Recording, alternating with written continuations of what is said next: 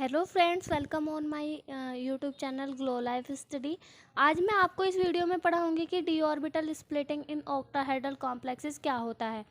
तो चलिए देख लेते हैं आज का टॉपिक क्या है। आज का टॉपिक है ऑक्टाहेड्रल कॉम्प्लेक्सेस में crystal field splitting of D orbitals क्या होता है।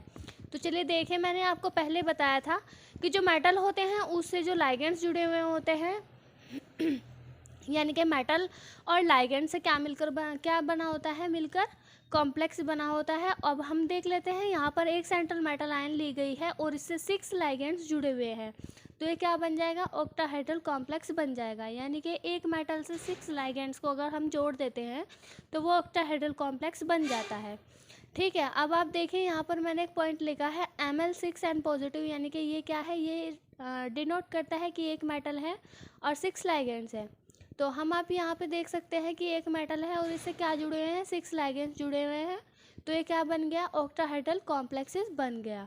अब आप देखें यहाँ पर मैंने जेड एक्सिस पोजीशन ली गई है और यहाँ पर एक्स एक्सिस पोजीशन ली है और यहाँ पर ली है वाई एक्सिस पोजीशन। तो अब हम देख सकते हैं कि यहाँ पर जेड एक्स पे ही क्या दो पोजीशन प्रेजेंट है। तो चलिए मेनली देख लेते हैं कि इसका डी ऑर्बिटल स्प्लिटिंग कैसे होता है। पहले इसका हम पॉइंट पढ़ लेते हैं क्या है। मैंने एक ऑक्टाहेड्रल कॉम्प्लेक्स Ml6n पॉजिटिव में सेंट्रल मेटल आयन, केंद्रित धातु आयन Mn पॉजिटिव और 6 लाइगेंड्स के द्वारा घिरा हुआ है। यानी कि एक ऑक्टाहेड्रल कॉम्प्लेक्स है, उसमें हमने एक मेटल आयन दिया है और उससे 6 लाइगेंड्स जुड़े हुए हैं, जिससे क्या बनता है, ऑक्टाहेड्रल कॉम्प्लेक्सेस बनता है। अब चलिए इसका सेकंड पॉइंट देख लेते हैं। सभी 6 लाइगेंड मेटल आयन के चारों ओर X, Y and Z axis axis पर स्थित है। ठीक है, जैसे मैंने आपको बताया था कि एक एक्स पोजीशन है, एक वाई पोजीशन है और जेड पोजीशन है। इन पोजीशन से लाइगेंड्स किसको घेरे हुए हैं, Mn पॉजिटिव यानी कि सेंट्रल मेटल आयन को। थर्ड पॉइंट देख लेते हैं इसका। जब ये लाइगेंड सेंट्रल मेटल आयन की ओर आते हैं तो लाइगेंड के नेगेटिव साइड के द्वारा मेटल आयन के डी ऑर्बिटल में इलेक्ट्रॉन प्रतिकर्षण होते हैं। यानी कि जो लाइगेंड्स के साथ में नेगेटिव साइन लगे हुए हैं उसके द्वारा मेटल के क्या हो जाते हैं, डी ऑर्बिटल में इलेक्ट्रॉन प्रतिकर्षित होते हैं। ठीक है, इसका अगला पॉइंट देख लेते हैं। प्रतिकर्षण के कारण पांचों डी ऑर्बिटल में एनर्जी की वृद्धि होती है। यानी कि जो पांचों डी ऑर्बिटल होते हैं उनकी एनर्जी में क्या होती है, वृद्धि होती है। अब मैं आपको बता दूं कि प्रतिकर्षण के कारण पांचों डी ऑर्बिटल कौन से होते हैं। अगर आपने पिछला जो लेक्चर है वो नहीं लिया है क्रिस्टल फील्ड थ्योरी का, तो आप वहाँ पर जाकर देख सकते हैं चैनल पर। वैसे नॉर्मली ये होते हैं D X Y D Y Z और ये सेम एनर्जी रखते हैं, इसको हम डी ऑर्बिटल बोलते हैं। ठीक है, तो चलिए अगला पॉइंट देखते हैं, इसमें क्या बोला है। प्रतिकर्षण के कारण पांचों डी ऑर्बिटल में एनर्जी की वृद्धि हो जाती है। और अगला पॉइंट है इसका, T2g D X Y D Y Z और डी एक्स जेड ऑर्बिटल की अपेक्षा EG ऑर्बिटल में इलेक्ट्रॉन का प्रतिकर्षण अधिक होता है। ये जो पॉइंट्स हैं ये क्रिस्टल फील्ड थ्योरी को पढ़ने के बाद में आपको क्लियर हो जाएंगे। और अगर आपको वो टॉपिक अच्छे से पढ़ लिया है आपने तो ये टॉपिक आपको बहुत ईजी लगेगा। वैसे भी बहुत ईजी टॉपिक है। तो यहाँ पर बोला गया है जो T2g ऑर्बिटल की अपेक्षा EG ऑर्बिटल में इलेक्ट्रॉन का प्रतिकर्षण अधिक होता है। ठीक है, अगला पॉइंट आप देखिए, मैं आपको ये भी समझाऊंगी। इस कारण डी ऑर्बिटल के 2 पार्ट्स में डिवाइड हो जाते हैं। जो डी ऑर्बिटल्स के 5 जो डी ऑर्बिटल्स होते हैं वो क्या होते हैं, 2 पार्ट्स में डिवाइड हो जाते हैं। क्रिस्टल क्षेत्र विपाटन कहलाते हैं। इसी को हम क्या कहते हैं, क्रिस्टल फील्ड स्प्लिटिंग कहते हैं। तो चलिए देख लेते हैं कैसे होता है। देखिए यहाँ पर ये एनर्जी लेवल है और यहाँ पर फर्स्ट स्टेट है किसकी, डी ऑर्बिटल्स के। डी ऑर्बिटल्स के नाम मैंने लिखे हैं D X Y D Y Z, D Z X, D X square Y square और डी जेड स्क्वायर। ये क्या है, लिगेंडों की अनुपस्थिति में, यानी कि लाइगेंड यहाँ पर नहीं है, उनकी अनुपस्थिति में धातु आयन के समान ऊर्जा के 5 डी ऑर्बिटल्स। ठीक है, अब हम यहाँ देख सकते हैं जो सेकेंड स्टेट है इसकी। सेकेंड स्टेट में आप देखिए कि जो फर्स्ट स्टेट थी उसमें कुछ ज़्यादा डिफरेंस नहीं है, सिर्फ क्या है, एनर्जी लेवल बढ़ चुका है। और जब एनर्जी लेवल बढ़ चुका है तो अब इसके बाद आप देखिए ये क्या होंगे, 2 पार्ट्स में डिवाइड हो जाएंगे। एक पार्ट्स होगा EG, दूसरा पार्ट होगा T2g, यानी कि EG D X square Y square और डी जेड स्क्वायर, और सेकेंड पार्ट होगा D X Y D Y Z D Z X. ठीक है, और इनके बीच की दूरी को हम del0 और tan dq से डिनोट करते हैं।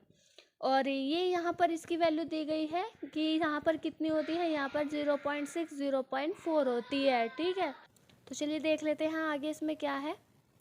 ये यहाँ पर इसका जो क्रिस्टल फील्ड स्प्लिटिंग है वो हो चुका है डी ऑर्बिटल्स में। यहाँ पर मैंने इसके नाम भी लिख दिए हैं।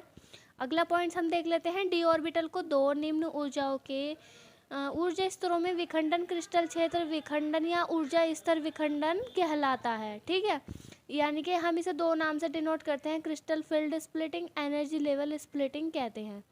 और T2G तथा EG ऑर्बिटल के मध्य एनर्जी के अंतर को हम डेल जीरो और 10dq से प्रदर्शित करते हैं। जैसे मैंने आपको यहाँ पर बताया था कि इनकी जो बीच का जो डिफरेंस है हम इसको डेल जीरो और 10dq से डिनोट करते हैं। अगला पॉइंट देखिए, यह एनर्जी के अंतर यानी कि ऑर्बिटल पर लगने वाले विद्युत चुंबकीय क्षेत्र इलेक्ट्रोमैग्नेटिक फील्ड के अंतर के कारण उत्पन्न होता है। यानी कि किसके कारण उत्पन्न होता है, इलेक्ट्रोमैग्नेटिक फील्ड के अंतर के कारण। अब आप इसका अगला पॉइंट देखिए क्या है। इसका अगला पॉइंट है, इस ऊर्जा को एक दूसरे पैरामीटर dq के रूप में भी व्यक्त किया जाता है जिसे क्रिस्टल क्षेत्र विखंडन पैरामीटर कहते हैं। हम इसको ऐसे भी डिनोट कर सकते हैं, डेल जीरो बराबर 10dq। इस एनर्जी को क्रिस्टल क्षेत्र विपाटन ऊर्जा क्रिस्टल फील्ड स्प्लिटिंग एनर्जी कहते हैं। ठीक है, वे लाइगेंड जो कि अधिक क्रिस्टल फील्ड स्प्लिटिंग उत्पन्न करते हैं उनको हम प्रबल लाइगेंड बोलते हैं, और जो लाइगेंड कम क्रिस्टल फील्ड स्प्लिटिंग करते हैं उसको दुर्बल लाइगेंड बोलते हैं। बहुत इंपॉर्टेंट पॉइंट्स हैं, आप इसको याद रखिएगा। क्रिस्टल क्षेत्र विखंडन ऊर्जा के आधार पर कुछ सामान्य लाइगेंड्स को इनकी क्षेत्र शक्ति स्ट्रेंथ यानी कि फील्ड स्ट्रेंथ के बढ़ते हुए क्रम में व्यवस्थित किया गया है। आप यहाँ पर इसकी ये जो स्ट्रेंथ है यहाँ पर सीरीज लिखी हुई है, आप इसको अच्छे से याद कर लीजिएगा। ये ऑब्जेक्टिव क्वेश्चन में बहुत अच्छी तरीके से पूछे जाते हैं।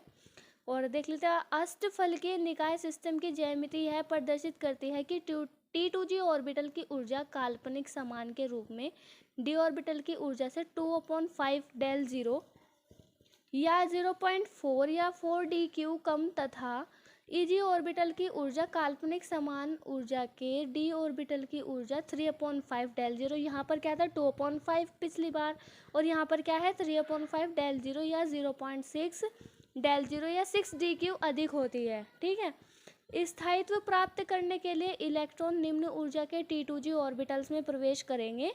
T2G ऑर्बिटल में प्रवेश करने वाला प्रत्येक इलेक्ट्रॉन जटिल आयन को 0.6 डेल जीरो ऊर्जा के द्वारा स्थायित्व प्रदान करता है।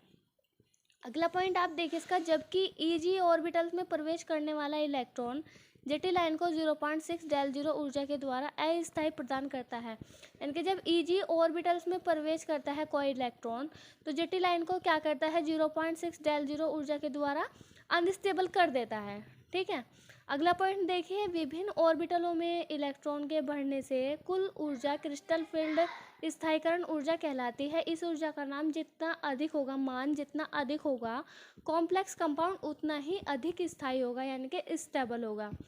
ठीक है, तो अगर आपको मेरी वीडियो पसंद आई हो, thank you so much for watching video.